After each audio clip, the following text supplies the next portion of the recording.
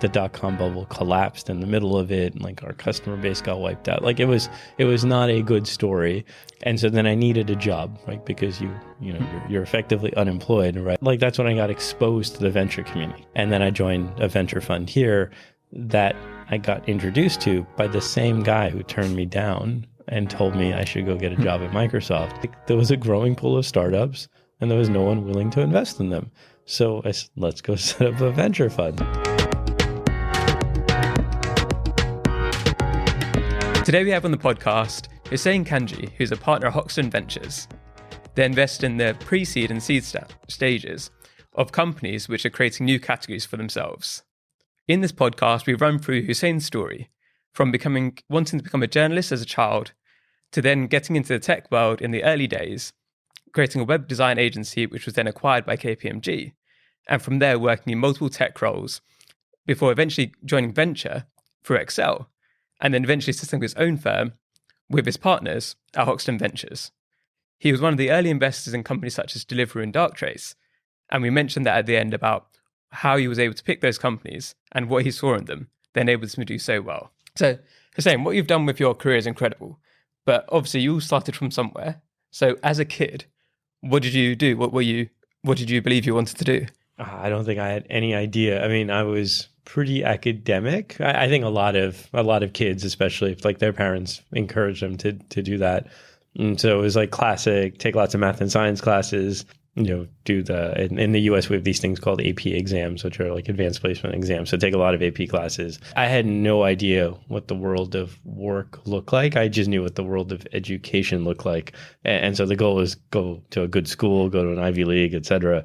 I liked writing. And so I was the editor of the school paper for a while. I really wanted to work at the New York Times. And when I went to Stanford, I ended up becoming a writer on the paper there as well. And so I think I probably would have ended up on the journalism track if it wasn't for the tech industry. Like that would have probably been the closest thing. I spent one really awkward, bad summer at Merrill Lynch between high school and college, so between secondary school and university. And I was on a derivatives floor. And the one thing you are oblivious to, especially if you come from like pretty middle class, like upbringings, is I did not realize how much money people were making on this derivatives floor. So what I just knew was it was a very frat boy culture. I didn't particularly like it. You got lots of dinners because they would work you really late at night. So like my experience as like an impressionable 17-year-old is you work super late until like 1 a.m. They feed you and take care of you and like send you in a car home, which is like nice. The people are kind of stupid, and it's kind of a frat boy culture, and I don't understand why anyone would want this job. And like I walked, and I was like, you're like for someone, well, derivatives are usually a little bit more mathematical. Like you basically just use algebra. Like it's like doing a little bit of stuff in Excel. I was like, this is kind of like a shitty job. Like, I don't think I want this like for my career. And I ruled it out. So like freshman summer, sophomore summer, like junior summer in university, I was like, I don't want to go to Wall Street because I did that in high school and like it wasn't fun. Completely oblivious to the fact and how much people take home on Wall Street, which is probably what makes the job fun for them, even though the actual job wasn't that fun. It's kind of interesting, obviously, so many people from Asian backgrounds are pushed towards those kind of careers. And it's a measure of success, right? You work at Merrill Lynch, You're successful, and you were going to think about more journalism route, which traditionally is not as well paid, for example, and people maybe look down in the community. Did you have any challenges of that, where you were saying, I want to become a journalist after working at Merrill Lynch, and people were like, No, not really. So my mom, I think, again, we were reasonably oblivious to this. So my mom's only rule, because my mom is a school teacher. My grandfather is a school teacher. My great-grandfather is a school teacher. My uncles are school teachers. And my mom was like, whatever you do, you're not going into education. I'm like, you can be a university professor, but you can't be like a school teacher because you get paid nothing and you have no real standing and everyone takes you like, no one takes you seriously. Like they're really they're underappreciated for what they do. And so don't do that. Everything else is like free game. And so a lot of Asian parents, I think, will say like, go be a lawyer, go be a doctor, like go be an accountant, go be an engineer. Like, there's like there's like a hierarchy. It probably starts with doctor at the top. I had very little interest in medicine, and my mom never pushed me for any of these things. So I was pretty free. I think the only thing my mom wanted me to do was like go to really good schools, and then your life kind of gets sorted out. And I I don't think like working at the New York Times, like if that was my dream, that wasn't a bad thing in any kind of way, because that was like a known publication that would be a good use of like intellectual ability. And so obviously you didn't go down like that path, or you're not doing that path today. What changed? Like you were really enjoying journalism, you loved writing. Yeah.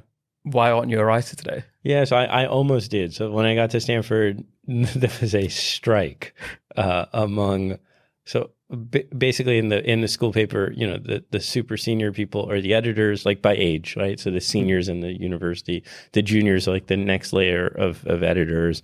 The sophomores are kind of the writers. That's the second year. And then the freshmen are like the peons, and they don't really get to do very much, other than maybe like turn up, and once in a while they might get an assignment. Somehow there was like a strike between the sophomores and the juniors, and they all quit. So there were a bunch of like super senior people, like as in like senior, they were about to graduate, they were like that close, and then a bunch of freshmen, and we unionized. Like I think I was part of this. We called ourselves the Freshman Coalition, and we were like within this paper, and we wrote something like between 1 to 4 articles a day. Like, which was like, we produced most of the paper, which is why we kind of unionized. There were 4 of us who kind of did this. We were so much trouble. I love it's a union with 4 people. Yeah, it was like four people were like super troublemakers. Like one's a partner at Goldman Sachs now. One ends up writing like the movie. He's like a movie critic or a theater critic in New York. Another one's gone into journalism. And then I stayed, I went into tech. And then my freshman summer, because there's obviously no paper in the summer. And that's what I probably would have loved to go back to New York and like intern at the Times. But I ended up interning at a very early, it was like a multimedia studio, which back then there was a shift from CD-ROMs, like really dates me, like CD-ROMs to the web. And all these people used to produce content for CD-ROMs were repurposing themselves as, maybe not all, but like a handful of them, like the leading players were repurposing themselves to be like more digital and more web. Netscape came out my first year of university, which is like very early into the career. And so this is all like super raw. Like the web was just kind of sort of getting built. And I interned at one of these places. We were in like a garment factory. There were like Vietnamese garment workers below us, and then above us was Hot Wired, which was Wired Magazine's digital presence. And so you were like right in the thick of things. And this is South Park, San Francisco, which is now like, it's like a big center for tech. But back then it was basically like web design agency and garment workers, like lots of garment workers and these big like warehouses, and then a few digital people who are doing web type stuff. But you get to meet everybody. It's a really small community. Like in general, tech is a very small community. And so you get to meet everybody. And so another group of folks were like, we should start our own agency. And so I ended up joining them my sophomore year. And then it was really hard to juggle like doing the work and doing school and doing the paper. And so I gave up my editorship like in the paper like halfway through the year because I just couldn't handle the load. And then we were in that agency started in Palo Alto, but moved to San Francisco. And San Francisco and Palo Alto, like Stanford and San Francisco, are about an hour away. And I had a car, but like there's a lot of traffic. And so I would take the Caltrain. And nowadays, like all these tech workers, like it's very normal to take the Caltrain. Back then, no one took the Caltrain. Like it was like the ghetto train. Like, so I would cycle from my dorm to the Caltrain and then take the Caltrain for like 45 minutes or an hour to San Francisco, do a bunch of stuff, and then cycle back. At one point, I started living in San Francisco because it was like a pain in the ass to just go back and forth. But it completely derailed my university experience. And then a year after we founded, maybe like a year and a half after we founded it, we ended up getting acquired by KPMG, which merged us in with a bunch of other stuff and became like their digital services arm for like web infrastructure, web design, et cetera. And we also wrote a book in 1995. This is like one of the first things that we did as a group. So I'm like the second author. If you open up the page, like on the inside, you see my name. This is like pretty cool if you're an 18-year-old. But the book like transformed the way websites got built. So back then, everything was very gray with these like lines, because you could put like these like line breaks between things. And then at one point you could make them multicolored because Netscape came up with a tag that let you do that. And they had just introduced tables, which were like to basically put data in like spreadsheet type things. And we turned the tables on and we visibly turned them off, and then we turned them into a grid. And then we used the grid to do the designs. And no one else had literally no one else in the world had figured this out. Like the first people to figure it out, we wrote a book on this, and it transformed the way everybody built websites in 1995, because you completely broke the structure of HTML, which was supposed to be like this markup language, and content and style were supposed to be different. And there was no CSS, so we ended up on the Web3 standards committee, like a whole bunch of stuff because we like, and so you're literally like in the thick of like, you're 18 years old and like you're in the thick of things. Like at one point I rented rack space from this little like hole in the wall closet that's sandwiched between like a shop and a mosque. And it was the server space was run by John G and Andrea. John is now the VP of software engineering at Apple. Like, he went on to go form like a couple of companies. He was like early at Netscape, and he was running this closet, like rack space, like server space. This is pre-AWS. Like we actually had physical servers. And so like you just got super networked in the industry at like the age of like 18. And then that became your industry. Like, and I didn't have fun in Wall Street. So like, I didn't want to go to New York to work in finance. And so like the tech industry became the big thing. So it's interesting there because you had quite a big identity shift in that period, right? Of like, you loved the journalism, you were writing like 4 articles a day. Yeah. And then you gave it all up for this side of things, which I guess you didn't know about before. Yeah. What was it that you loved so much about it? Why did you make that shift? Well, I mean, I loved the work. The work was like fun. Like doing all these things was like intellectually like engaging. The hard part was like juggling school at the same time. And then the one commitment that I couldn't do was like, I couldn't write for the paper. Was that a hard decision to make, or you just loving what you're doing so much? It was easy. One of these things where like, one thing subsumes everything else. And that became life. And so, yeah, the industry and the tech industry. And then, you do hear about all the upside stories, like, cause, it was the beginnings of the .com boom. So like people were starting to do really well. And so, you're kind of in the middle of it, right? So people invite you into things and like you're hearing about a lot of stuff. Yeah. So, but you're also very young in your career. So to be fair, you actually don't know very much, which you don't know at the time because you probably think you know a lot more than you do. But on the other hand, because no one else is doing it, you actually probably know more than most people. But you're probably not, your learning pace is probably not as high as it should be because someone who's got experience can learn a lot of this stuff much faster and then take it to the next level. You are still learning stuff kind of by doing and kind of cobbling things together, but you're in it, so you end up kind of learning alongside the industry. It was a fun experience. So once you got acquired by KPMG, then you've got a path then into Hoxton Ventures, right? What happened in that journey there? Yeah, no, not really. What's that gap? So after that, so I mean, there's a little gap there of like you did a few things in between. There's a big gap. Yeah, it was like more than a decade. So I ended up getting recruited by Sun Microsystems, which was the big server company of that time. Like they built all the machines that pretty much the entire web ran on, and they had an advanced technology team, and there were 6 distinguished engineers on my advanced technology team. And then me and one other person. The one other person was BJ Fogg, who runs a research lab at Stanford called Keptology. Like when you see these like people who build like apps that like news feeds for dopamine hits and like to get you addicted to the software. Well, that's all. They're mostly BJ students because that's what he was studying, the mechanics of this stuff. So he was largely doing his PhD and postdoc in this advanced technology group, like running his experiments, etc. Then there's me, who was like a free agent, and these 6 distinguished engineers. It was great. I was there for like 2 years. They were really relaxed about everything in terms of like actual work output. They just wanted smart minds in one spot.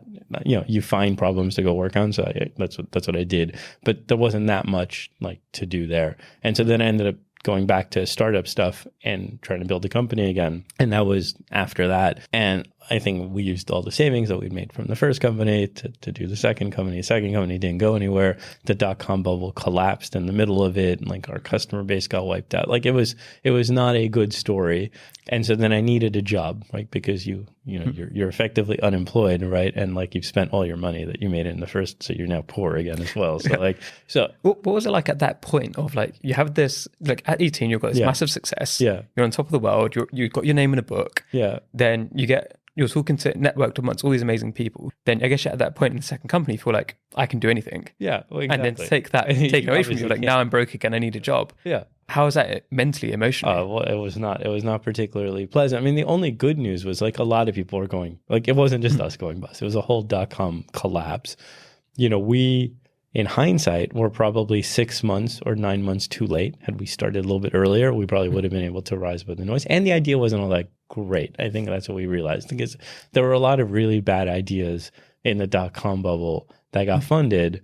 We probably missed the funding window because we're a little bit too on the back foot for that. And I think if we were 6 months, 9 months earlier, we could have probably raised like $10 million, $20 million, whatever. But we couldn't do that. And in hindsight, and not even in hindsight, like the day, like you're shutting down, like, so like still in the moment, but on the back end of the story, you kind of know that you have a dumb idea. Like, you know that everyone else's idea was kind of stupid, like in the dot-com bubble. And you know your idea is also not that different, like in terms of this stuff. You know, the only regret is you spent all your money, which is, okay, fine, a painful lesson in risk management, like, and you're now unemployed. The good news about the unemployed bit is you can get employed. Like, that's not so hard. And the problem is the industry was collapsing at that point. So there weren't as many jobs. But one of my advisors pulled me in and said, I'm doing a company. He'd sold his business. He sold his first business, was $380 million. It was like no venture money, pretty much mostly went to him. He then decided to do not one, not two, but three different companies at the same time, which is like part of this exuberance, right? In California, in the middle of the boom, people did stuff like this because you attribute all of your success not to being in the right place at the right time, but like, you know, you're really good. So like you should be able to do like multiple things at the same time. So I joined one of his companies, which is like his main company. We raised a bunch of money from the venture community, all in all about $35 million. The company didn't go anywhere. It was like generously probably way ahead of its time, and probably not so generously like a bit of a mess, like internally. Almost all the people in the company were exceptionally good. So if you look at like the path of all these people, they all ended up like in lots of really like good positions, like over time, and became pretty influential in the industry, which is good, but the company didn't go anywhere. And it was like, that's when I got exposed to the venture community, because first business wasn't venture back, second business wasn't venture back. Now this time, like there was and I was like, that's a cool job. Like, you know, like you get to meet all the companies, you get to decide which ones get money, and then you kind of hang around and try and help them out. And so then I interviewed with a bunch of venture funds, and it's hard to get a venture job, like in general. It's a very small industry. And one of the firms that I interviewed with, the partner there, who then did me a solid like a decade later, was like, look, you're a bright guy. If we bring you into the firm, we will hire you as a younger person. There is no career track from a younger person to a senior person. These firms are not wired that way. Like, they're partnerships, and you have to be invited into the partnership. You can't work your way up through the partnership. You can, but it's like such an exception. So like the likely scenario for you is you come in, you spend a couple of years, and we'll kick you out, and we'll tell you to go get more operating experience and, you know, go learn how. And he's like, if I look at your background, putting aside the Sun stuff where you basically didn't do that much in terms, like, it wasn't like a line operating role, it was like a strategic role. You should go learn how a big company runs itself. So if I was in your shoes, instead of coming and interviewing here, I would go work for a big company and learn the systems processes. Like, go learn like what a grown-up company actually looks like. And so he was like, you know, let's make a list of like the grown-up software companies, because that's your background, you know, who are digital. You know, you had Adobe. This is like a long time ago, right? So this is like almost pre-Google. Google had just been formed. So like it was Adobe, it was Oracle, it was Microsoft. Like, there wasn't a huge list. And this is like post.com collapse. Like, you know, you don't want to be at a server company because it's not a software company. Like, Oracle is very much of a sales culture. So you probably don't want to be a product manager at a sales organization. Adobe felt like, yes, like a dinosaur. Like, they hadn't done the transformation to the cloud. Like, it really did feel like a dinosaur. And then Microsoft was like top of the world back then. So like, I'll go to Microsoft. So I ended up the founder of that company, that was a bit of a mess that raised $35 million, introduced me to a former colleague of his who's also VP at SGI, which was like the hot company back in the day. And Kaifu ended up pulling me up to Microsoft. I ended up doing a bunch of stuff at Microsoft. I spent 4 years there. And I had a good time. I thought I'd last 1 year because like, younger guy, had done all these things, didn't really have all that much in the way of career stability, right? Like, was like easily tugged by other projects, and so would get bored, right? This was like my background. What kept you there then? So I actually had a lot of fun. Like, you know, it was a big company. You know, it was obvious even at the time that like 30% of the company should be fired, like, which Satya ended up doing, like, again, a long time later. But there was like this huge middle layer of like, there are all these people at Microsoft who joined, they mostly hire in their 20s. They hire young people, like straight out of university, straight out of master's programs, et cetera. And, Microsoft had its like heyday from like 85 to like, I mean, it's still going, but like 85 is like when the machine really started to go. So, you join in the mid 80s, maybe the early 90s out of university. So by the time you're in 2000, you're like in your 30s, maybe your late 30s, maybe your early 40s. If you were like a super bright person at Microsoft, like a true rising star, because the whole ship was rising, right? You would have gone up the ranks and climbed up the corporate ranks. And if you look at like Bill Gates or like Ballmer or like Eric Rutter, there are a whole bunch of these executives around them. They're all mostly younger men. They weren't like in their 50s, 60s, because it was all grown up from within the organization, and it all started like in their 20s. So that's where the superstars went. By the time like 2005 rolled around, those superstars had been there since like the mid 80s or the early 90s, maybe the mid 90s, and they were ready to retire or go do something else. So there was a whole like exodus of Microsoft of this like super senior talent that went off to do other things. They largely didn't go do other companies. They just kind of sort of retired and went to go do other activities. And then you had all the younger intake, like the graduates from Waterloo or Stanford or MIT, who are like at the bottom, like because they're just starting their careers. So they're like these people, but like, 20 years like later. And then you had all the middle managers in between. So these were by definition the people who are not the rising stars, because if they were the rising stars, it would have gone up to the top. But they're in their 40s and their families don't want them at home.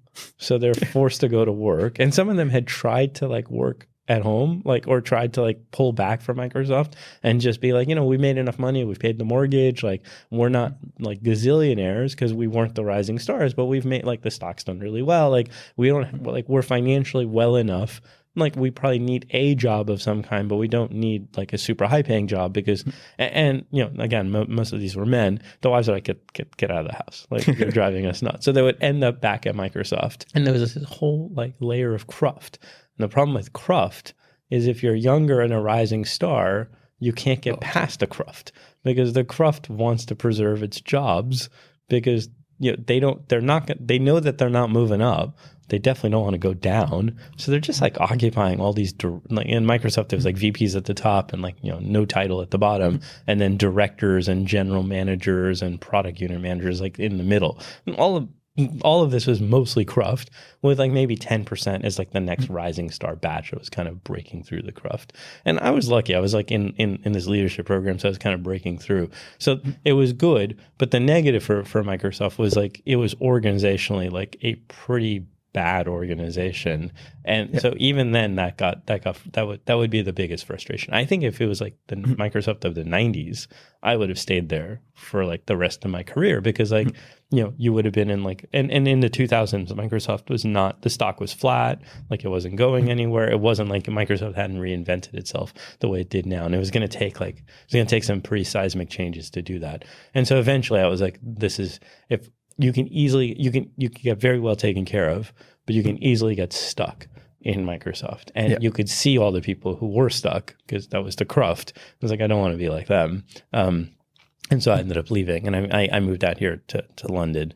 And then I joined a venture fund here that I got introduced to by the same guy who turned me down and told me I should go get a job at Microsoft. He didn't say Microsoft specifically, but go work at a big company. And he like wrote a note behind, like, I didn't know this, but like, behind the scenes, he wrote to the partnership here and was like, this is a really bright guy who I met like a long time ago in an interview process. And like, he's now moving to London, because you send these emails, kind of these goodbye messages. And, he was on the list of the message, hey, this is what I'm doing next. And then he basically, what ended up happening is I went through like an extended interview process. And the next thing I know, these guys gave me a job, and then I was in a venture fund. So like I got to close the loop that I started like 10 years ago. kind of sort of through like this dumb luck. And then I juggled again. I juggled school and Excel at the same time. I was in business school at the time. And this was like second month of business school. And it was fun. I was in 4 years. And it was very clear that the firm wanted to be much more of a growth oriented firm and a much like, they just wanted to restructure a little bit. And I was like odd man out on that.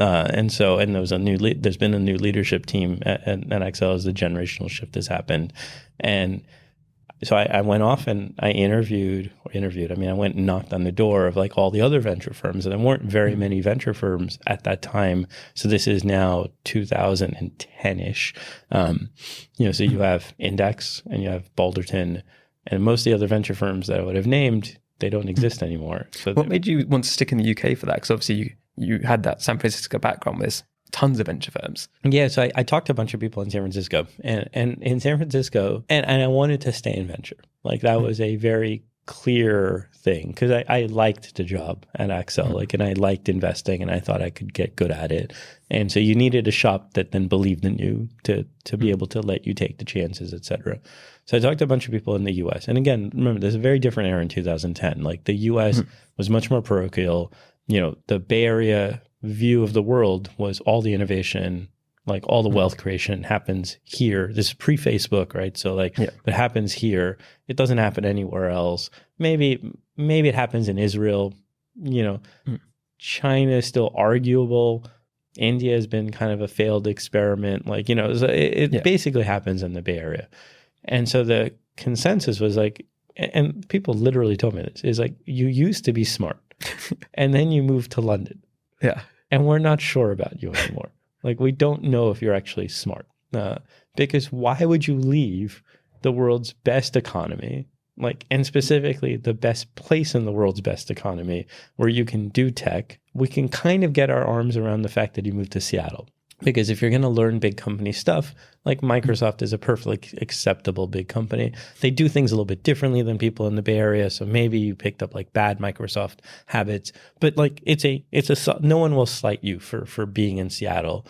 But then why did you go to London? And so like you must have like a weird travel bug. Like you must want to do other things. Maybe you want to be like lazy and European and just go on like really long holidays. Like, that's like the mental frame that people in America had. And I'd come back and say, look, like there are very few venture firms in London, like empirically, like very few venture firms, most of which don't really understand risk the way people in Silicon Valley think about risk. And post-financial crisis, because at the time of the financial crisis, the global financial crisis, two other things happened. Facebook released an API and the App Store came out. And they're almost as transformative, if not way more transformative than the financial crisis. But all three of them encourage entrepreneurship here because the App Store and the Facebook API level the playing field. You build an app from anywhere and then distribute it. And the global financial crisis meant there were no jobs. So you had no other work to do other than building apps and that's what happened at a lot of universities here. So there was by 2010, if you were on the ground here, you could easily see that the culture was shifting and then the platforms were making it easier for people to achieve success. Like it was only a matter of time before like King.com and Candy Crush became dominant. Like you could see the writing on the wall. And you try and explain that to American folks in California and like they didn't get it. So the job offers I got was like, look, and it was like I had two job offers like this. We will bring you back. We will give you a salary. We will give you an office. We will not make you a partner. You can hang out with us as an EIR, as a venture partner.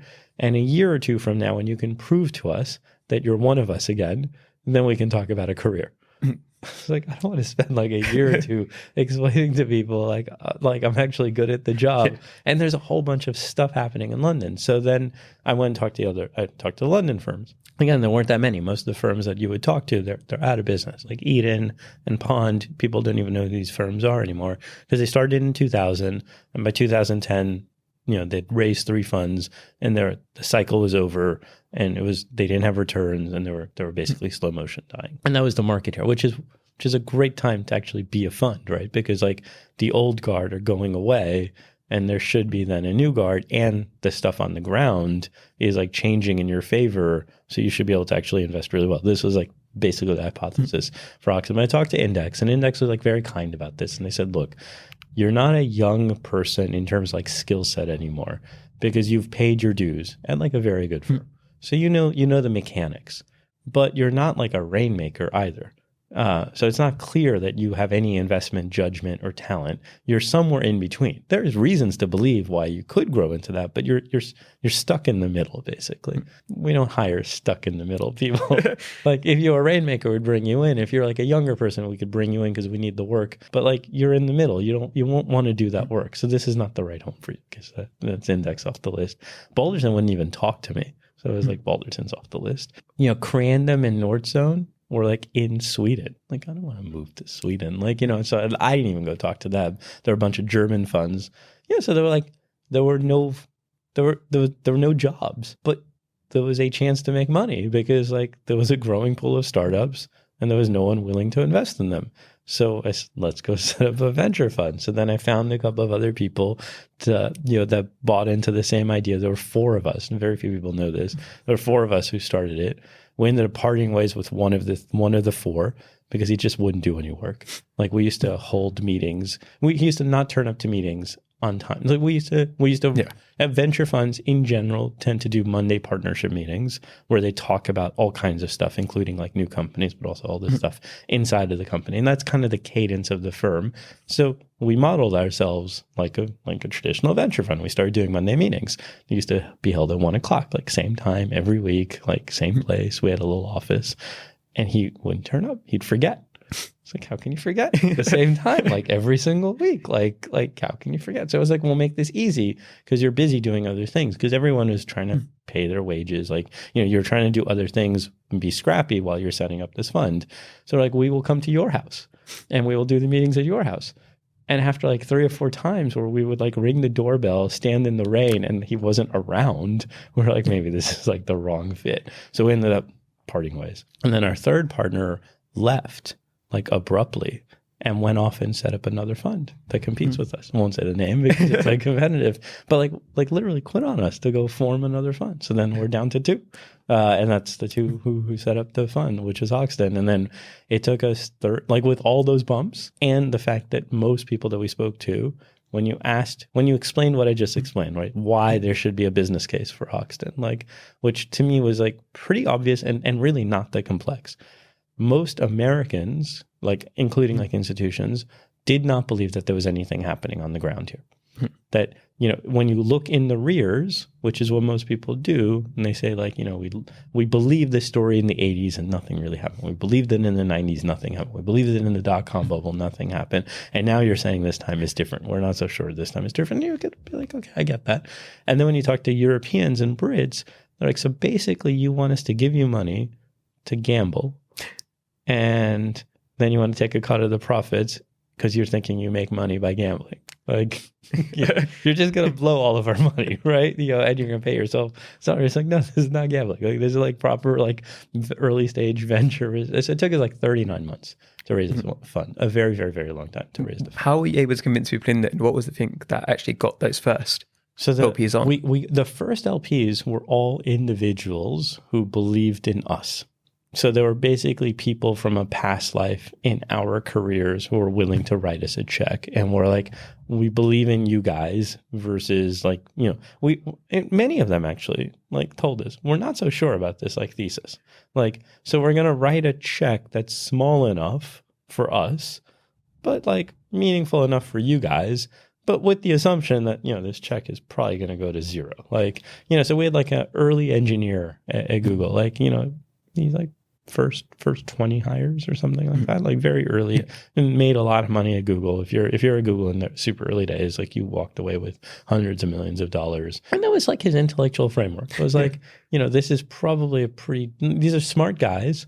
They're probably doing something that is so absurd and so low probability. They're very likely to lose my money, but I'll write them a $250,000 check because like a $250,000 doesn't mean all that much to me. Like, but I'm not going to write like $1 million check. And so this was like the intellectual thought process on those guys. But you can only round up so many of those checks. And the one piece of advice I got was don't optimize for the fund size, just optimize for getting going. So whatever you can raise, just go with it and then go do stuff. And then, the rest will kind of follow. We were a little bit too institutional and too old fashioned about this. We're like, no, we have to raise this amount of money because we need this amount for reserves and this amount for follow-ons and all of this structure. No, because that's the way you do it inside of a big firm. And so we held out to try and raise this bigger. It wasn't very big. It was a $25 million fund, $25 million fund. And then a family got very excited here. And they were like, we believe in the future of tech. We find this really interesting. And they ended up writing us the first meaningful check. And then that catalyzed a couple of other people to then write checks. And then it all kind of came together. And we were so terrified. So venture firms are benchmarked by the year that they were started. So it's in your best interest to start a fund in January. So you get the full calendar year behind you. All of this kind of came together in September, October. By the time legals were done, it was end of November. And so November 26th. And our 10-year anniversary is this November 26th. Congratulations. It's not that far away. It's weird to think it's been 10 years. But, it's not. It's a month, right, to get to January, a month and a couple of weeks to get to January. And we didn't want to chance it. So we ended up closing on November. So we get calibrated and benchmarked as a 2013 fund, not having done any investing in 2013, which means every time you look at the league tables, et cetera, right, everyone else, it's like being a kid who's the youngest kid in the class, you're at a disadvantage to everybody else. But yeah, we were terrified that if we waited, we would lose the money. And so close it, start, get going. So obviously you closed that first round. And then since then, you've gone on to raise further funds and you've invested in so many companies. And one of your early investments was Deliveroo, right? Yeah. And when you get a company like that, that's obviously gone on to do so well and become a household name, it obviously helps the fund because people see oh, they're good at picking. What made you invest in Deliveroo and maybe other people weren't? Yeah, and it's Deliveroo isn't even our best company. I'm much more bullish on Darktrace in many ways, which is our cybersecurity business, which we also took public a month later. We had met Will through a friend of mine who was another Asian American who'd come over and had gone to school with Will. And Will was in grad school at the time and thinking about setting up Deliveroo. And we went to lunch at Bread Street Kitchen, and I proceeded to tell him why this was a dumb idea. You shouldn't do this.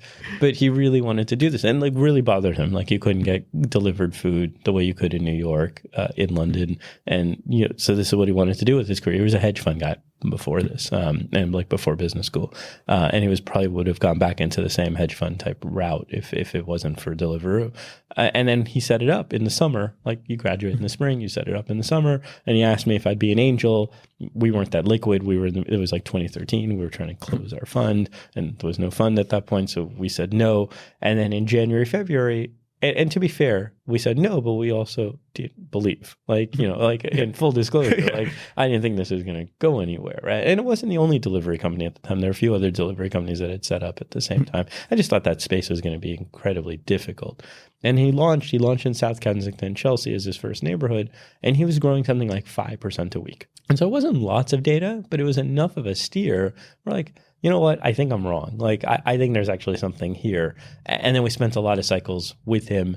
And then we ended up, we were terrified that this company would need a lot of money and no one would write the check because there weren't that many venture funds here again. So we wanted to team up as early as possible with a U.S. fund because the only way to get capital into the economy here was to partner up with U.S. firms that were much bigger.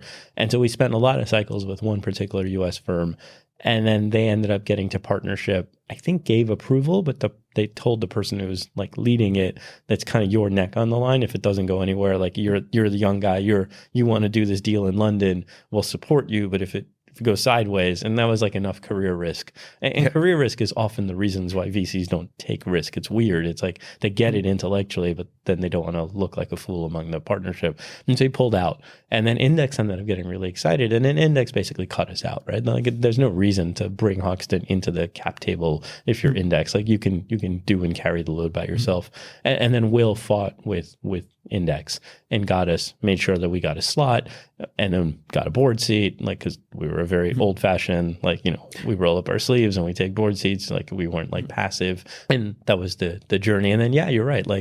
You, as a venture firm, in the early days, like what you do in the early days sets the tone for the firm, because if that stuff turns out to be successful, then people think you have a knack for picking these things, and then people come and talk to you, and it becomes really virtuous. If you don't do that in the first 3-4 years of your fund, it is very hard to build that kind of momentum. We got very fortunate. I think we were also in the right place at the right time. Like, this economy was really growing, and there's lots of things that we probably should have said yes to that we didn't.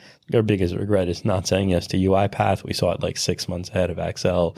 We were late in the fund. We didn't have very much money left in the fund, so we couldn't really write the check. I stupidly turned down Monzo, which I wasn't convinced. But I knew Tom had written a check to go cardless as an angel, and I should have just written the check. But we make a bunch of mistakes. But if you get enough good ones, you look like a successful firm. If you look like a successful firm, success begets success, and that's hopefully what's happened. And the machinery is now kind of working.